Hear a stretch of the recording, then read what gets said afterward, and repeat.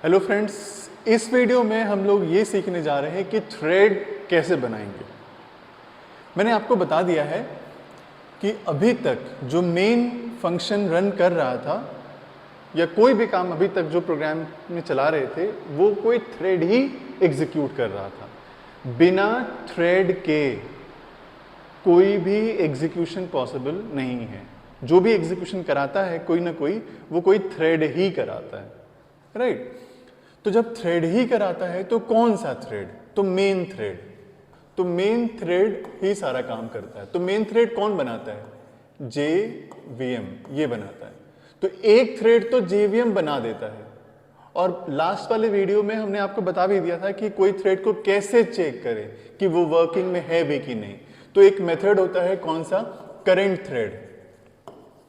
Last वाले video में मैंने बता रखा है करंट थ्रेड के बारे में कि वो ये चेक कर लेता है कि जो करंट थ्रेड है वो वर्किंग में है कि नहीं है, और कर रहा है तो उसका क्या नाम है, कैसे उसको एक्सेस करेंगे। ये तो ठीक है, तो हमने मेन थ्रेड को एक्सेस करके दिखाया भी था। लेकिन इस वीडियो में हमें टारगेट क्या करना है कि खुद का थ्रेड कैसे बनाएंगे।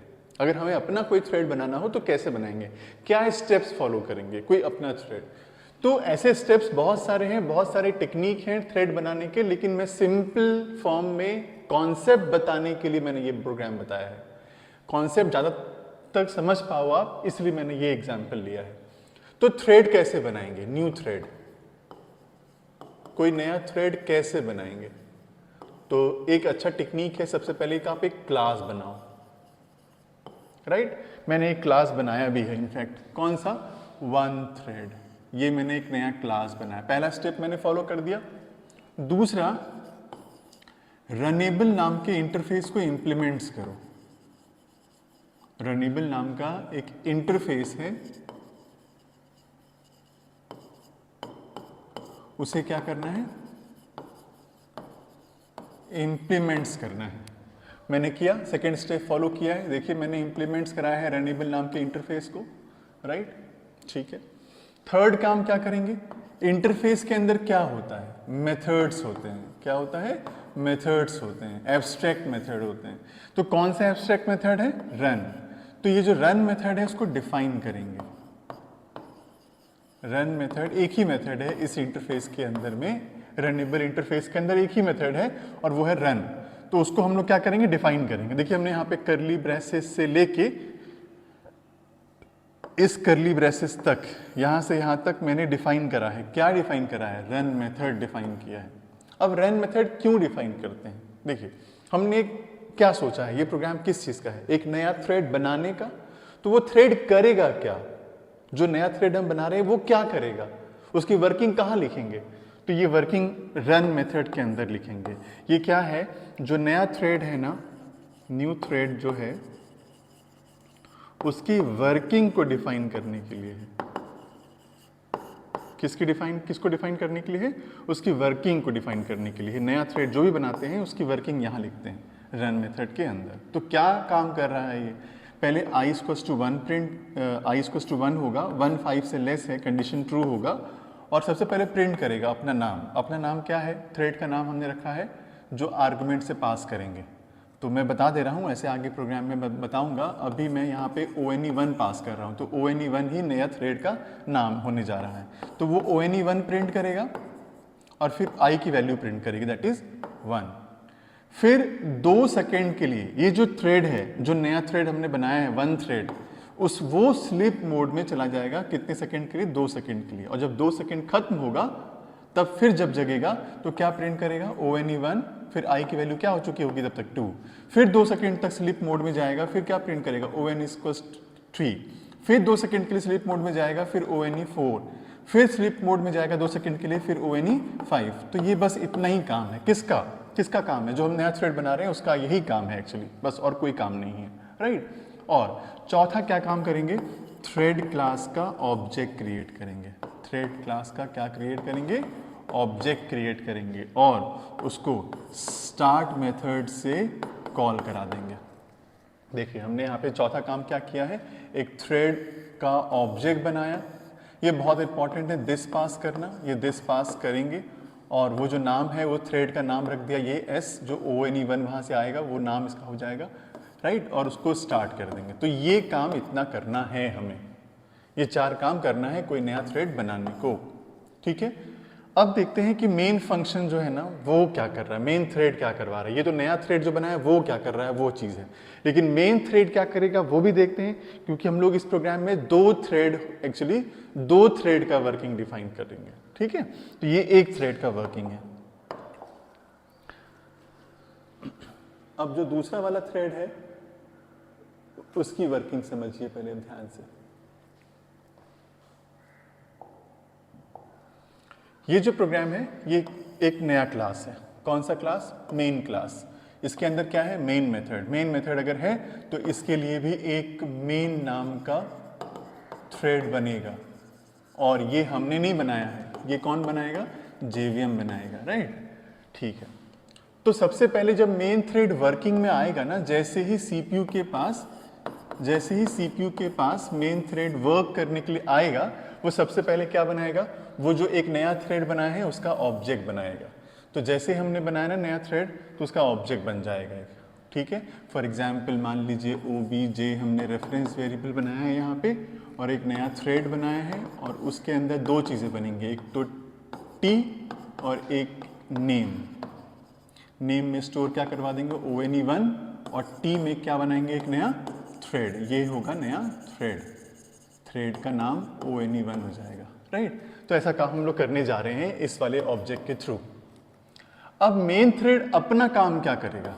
मेन थ्रेड अपना काम करेगा कि मेन प्रिंट करेगा, और i की वैल्यू 5 से लेकर के 1 तक प्रिंट करेगा, लेकिन 4 सेकेंड के गैप में, 4 सेकेंड के गैप में। तो मेन प्रिंट करेगा 5, फिर मेन प्रिंट करेगा 4, फिर मेन प्रिंट करेगा 3, लेकिन इसके हर सेकेंड में 4 सेकेंड का गैप है। हर एक प्रिंट करने के बाद 4 सेकेंड का गैप ये लेगा, ठीक है। अब पैरेललिज्म है, 2 थ्रेड बना रखे हैं, दोनों थ्रेड एक साथ में वर्क करेगा। एक का मैंने आउटपुट आपको बता दिया, ONE1, ONE1 2, ONE1 3, ONE1 4, ONE1 5, और एक का मैंने आपको बता दिया main 5, main 4, main 3, main 2, main 1। लेकिन इसमें 4 सेकेंड का गैप है और इसमें 2 सेकेंड का गैप है। तो सबसे पहले क्या प्रिंट करेगा? दोनों में से पहला कौन थ्रेड आएगा? पॉसिबिलिटी है कि ये पहले थ्रेड आएगी, लेकिन कोई जरूरी नहीं कि यही प्रिंट करेगी, कुछ भी हो सकता है, लेकिन पॉसिबिलिटी मानते हैं कि पहले मेन थ्रेड प्रिंट करेगा। सबसे पहले क्या प्रिंट करेगा? मेन थ्रेड प्रिंट करेगा 5 वैल्यू, और फिर 4 सेकेंड के लिए स्लीप मोड में जाएगा। अब 4 सेकेंड के लिए स्लीप मोड में जाएगा, तो अब एक और थ्रेड अगर वर्किंग में है तो यही थ्रेड आ जाएगा। तो ये थ्रेड आएगा तो ये क्या प्रिंट करेगा? ONE1 1। अब ये भी सेकंड चला गया 2 सेकंड के लिए स्लीप मोड में, तो ये 4 सेकंड के लिए गया है, ये 2 सेकंड के लिए गया, तो कंप्लीटली 2 सेकंड तक कोई काम नहीं होगा। फिर कौन जगेगा?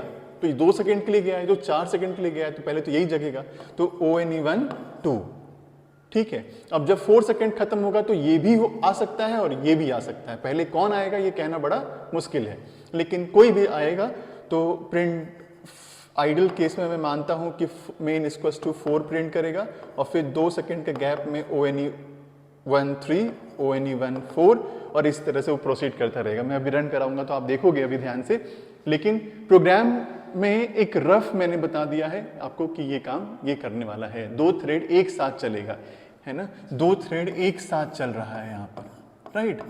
देखिए कैसे वर्क करता है, जरा देखते हैं, इसको रन करा के देखते हैं, फिर इसके बारे में और चीजें समझेंगे। इसको रन कराते हैं। देखिए गैप ले रहा है ये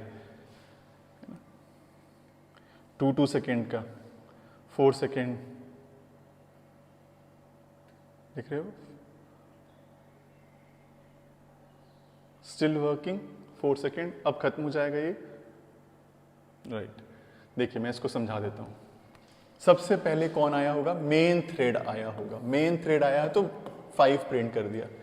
अब ये 4 सेकंड के लिए स्लीप मोड में गया, तो 4 सेकंड के लिए गया, तब तक दूसरा थ्रेड जो है वो वर्क करना स्टार्ट करेगा। तो ये 2 सेकंड का इसने प्रिंट कर दिया, फिर इसने प्रिंट कर दिया, फिर मेन थ्रेड आया। फिर मेन थ्रेड जब गया तो 2 बार ये, फिर 1 थ्रेड प्रिंट हो गया, फिर मेन थ्रेड आया, फिर इस तरह से अब 4 सेकेंड करके ये बिल्कुल आइडियली जैसे प्रोग्राम में आउटपुट आना चाहिए था वैसे ही आउटपुट ये आ रहा है। लेकिन हर बार जब भी रन कराओगे यही सीक्वेंस आएगा, ये कोई ज़रूरी नहीं है। आप जितनी बार रन करोगे हर बार सीक्वेंस बदल सकता है। क्यों? क्योंकि सीपीयू में कितने सारे काम हो रहे हैं, कौन कौन सा काम हो रहा है, किसको प्रायोरिटी दे रहा है, किसको पहले बुलाएगा, कौन से थ्रेड को पहले, क्योंकि मान लीजिए दोनों का टाइम अप हो जाता है एक ही टाइम पे, अब पहले किसको बुलाएगा ये कहना बड़ा मुश्किल है। इसलिए इसका सीक्वेंसिंग चेंज हो सकता है। अगर मैं एक बार ट्राई करके देख सकता हूँ, एक बार फिर से रन कराता हूँ इसको, देखता हूँ कि इसका आउटपुट में कुछ डिफरेंस आ भी रहा है कि नहीं आ रहा है।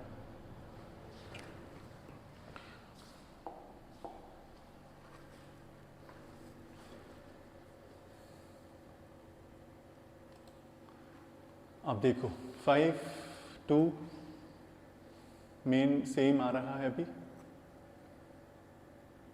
सेम आ गया आउटपुट, लेकिन हर बार सेम ही आएगा ये कोई जरूरी नहीं है, राइट?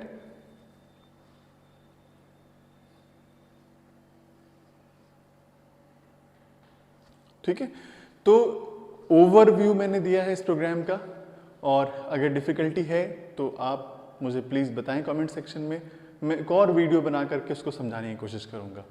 तो इस वीडियो में इतना ही रखते हैं। Thank you so much.